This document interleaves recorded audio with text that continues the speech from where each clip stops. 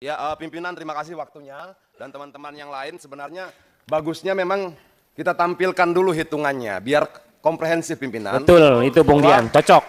Bahwa sebenarnya ada berapa problem. Pertama potongan yang bisa di atas 30% sampai 50%. Tapi ada biaya tambahan lain yang tidak punya dasar hukum. Namanya biaya jasa aplikasi dan biaya layanan.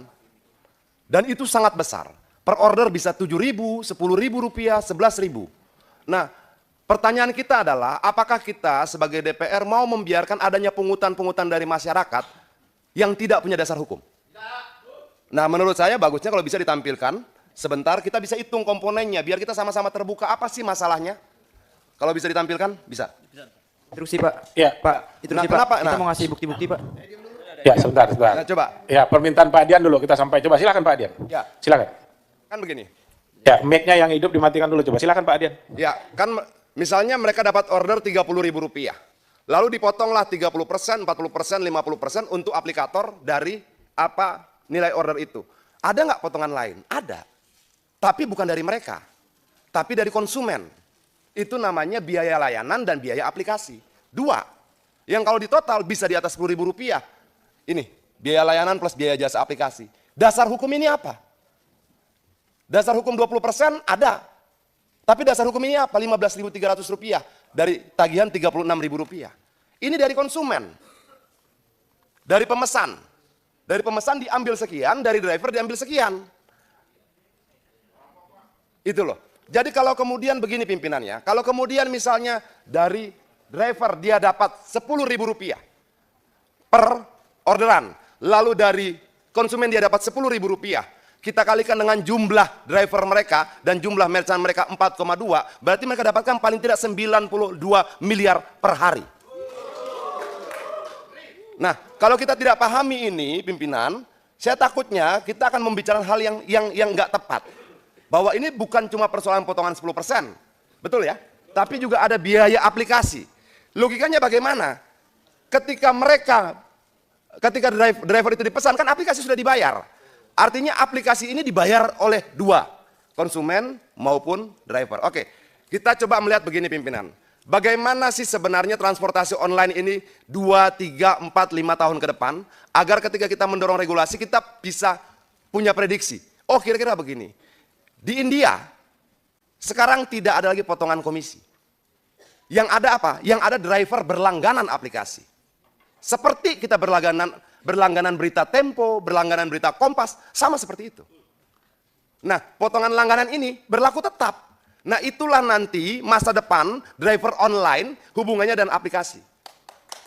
Sangat logis, tapi saya tidak mau, kita bisa diskusi panjang soal itu, tentang masa depan driver online dan transportasi online. Tapi saya mau masuk kemari, coba dibuka lagi yang tadi. Ya, nah yang biaya ini semua ada nih, biaya layanan, biaya jasa dan aplikasi. Ini langsung ini langsung ke aplikator. 12.000, 10.000, sangat, dan lebih menyakitkan, biaya ini tidak punya dasar hukum sama sekali.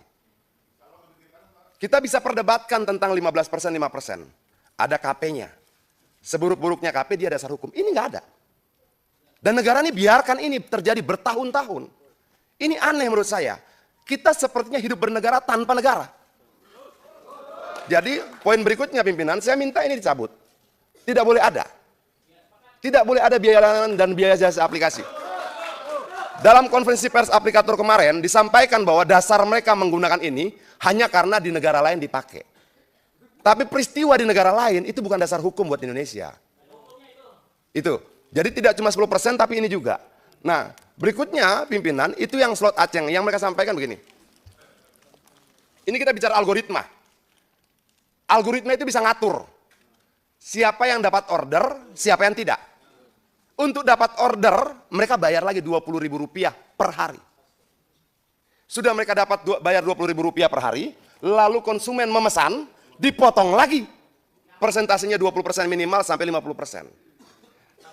Pernah nggak kita lakukan audit investigatif untuk keuangan ini? Jadi yang mereka sampaikan tadi paket Aceng, slot, segala macam itu, mereka tuh bayar. Mereka bayar untuk dapatkan order prioritas.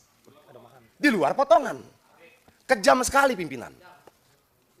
Jadi mereka beli tuh. Yang selama ini terpublikasi, potongan-potongan tidak. Ada biaya layanan, biaya jasa aplikasi, dan ada beli order.